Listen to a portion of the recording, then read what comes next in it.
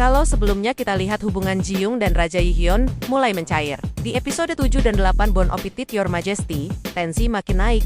Ada perjalanan keluar istana, mencari alat masak, lalu ancaman dari pasukan rahasia, sampai kompetisi besar melawan koki dari Ming.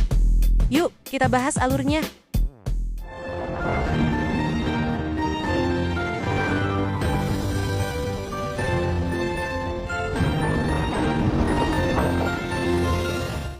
Cerita dimulai ketika Ji-young menjelaskan rencananya pada para koki. Ia ingin membuat sup ayam hitam herbal, atau Ogolgya Samgyetang, untuk babak ketiga kompetisi.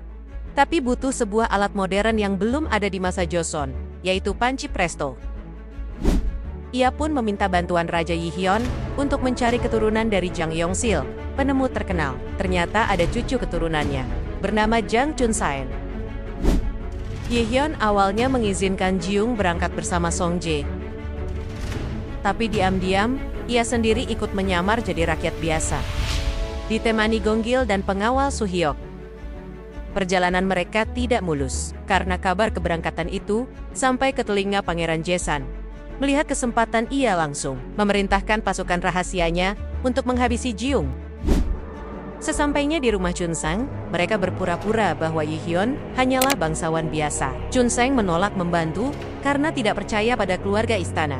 Namun Ji-young berhasil meluluhkan hatinya dengan tips masakan sederhana dan cerita penuh semangat tentang bagaimana karya pamannya, Jang Yong-sil, akan dihargai di masa depan. Keesokan harinya, hujan turun deras. Ji-young dengan cepat membuat pajon khas Busan. Makanan sederhana yang memang cocok dinikmati saat hujan. Aromanya mengingatkan Chun-sang pada kampung halamannya. Ia pun tersentuh, lalu memutuskan untuk membantu membuat panci presto. Namun ancaman dari Pangeran Jaesan benar-benar datang. Pasukan rahasia mengepung rumah Chun-saeng. Untung, ia punya alat-alat jebakan yang memberi waktu bagi mereka untuk kabur.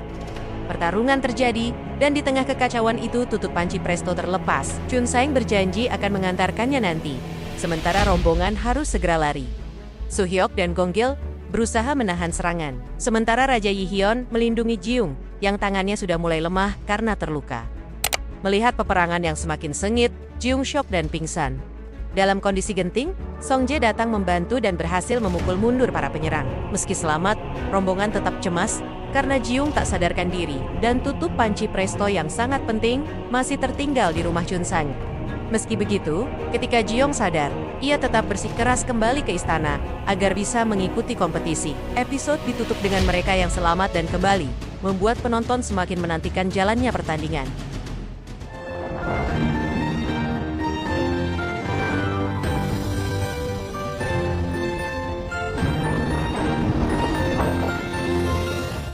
Episode 8 dibuka dengan babak pertama kompetisi. Temanya adalah membuat hidangan daging yang belum pernah ada. Tim Ji-young awalnya menyiapkan iga babi rebus, tapi mendadak sadar bubuk cabai mereka hilang. Tanpa bahan penting itu, Ji-young mengubah resep menjadi beef bourguignon, masakan khas Prancis. Sementara itu, koki Ming, Ya Feixiu, justru memakai bubuk cabai untuk membuat saus pedas layu. Tekanan makin terasa ketika aroma masakan Ming mulai memenuhi ruangan, membuat semua orang penasaran. Di sisi lain, Ji-young dan timnya berusaha fokus menyelesaikan beef bourguignon tanpa bahan andalan mereka. Begitu semua hidangan selesai, barulah giliran penjurian dimulai. Masakan Ji-young mendapat banyak pujian, apalagi ketika ia menjelaskan kalau hidangan itu di masa depan biasanya dibuat seorang ibu untuk anaknya. Ucapannya membuat suasana hening sejenak, lalu berubah haru ketika ia menambahkan bahwa dirinya sudah lama tak punya kesempatan merasakan masakan ibunya. Adegan sederhana ini jadi sangat menyentuh, membuat semua orang ikut merasakan kerinduan Ji-young. Namun, saat giliran koki Ming, mereka menyajikan hidangan yang langsung dikenali Ji-young, yaitu Kung Pao Chicken. Semua yang mencicipinya sepakat rasanya enak. Bahkan aromanya saja sudah menggugah selera. Tapi Ji-young yang memperhatikan detail langsung sadar, ada sesuatu yang janggal. Saus pedas yang dipakai terasa sangat familiar. Ia tahu betul, itu berasal dari bubuk cabai miliknya yang hilang. Setelah perdebatan panjang, Ya Feixiu mengaku mendapatkannya lewat barter dengan Pangeran Jaesan.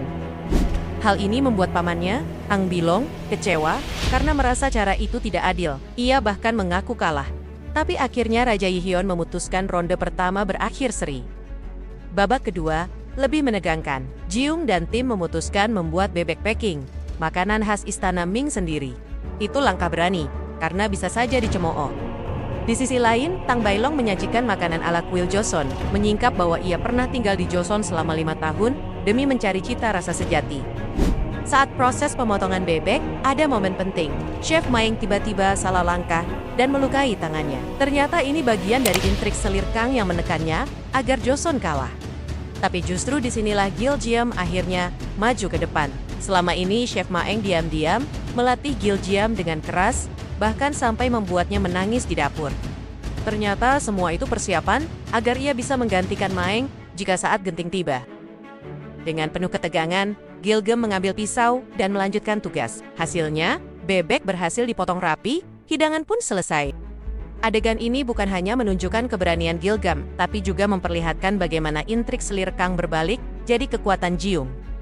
Penjurian pun tiba, dan penyajian pertama giliran Tang Belong, hidangannya langsung mendapat pujian tinggi. Ia bahkan menceritakan pengalamannya tinggal di Joseon untuk belajar masakan kuil selama bertahun-tahun, dan itu membuat para juri semakin terkesan.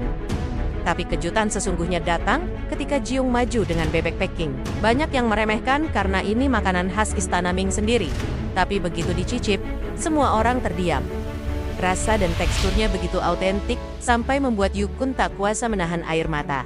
Adegan ini jadi puncak emosional. Sebelum episode ditutup dengan cliffhanger menegangkan, skor penilaian belum juga diumumkan.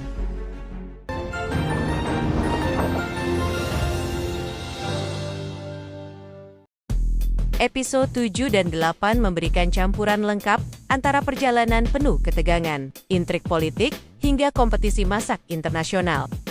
Masakan kembali jadi bintang utama. Tapi karakter pendukung seperti Gilgum juga semakin penting. Cerita semakin matang, kompetisinya menegangkan, dan chemistry antar tokoh makin terasa. Benar-benar jadi tontonan yang seru untuk diikuti sampai babak berikutnya. Drama Lur. Thank you for watching. Don't forget to subscribe.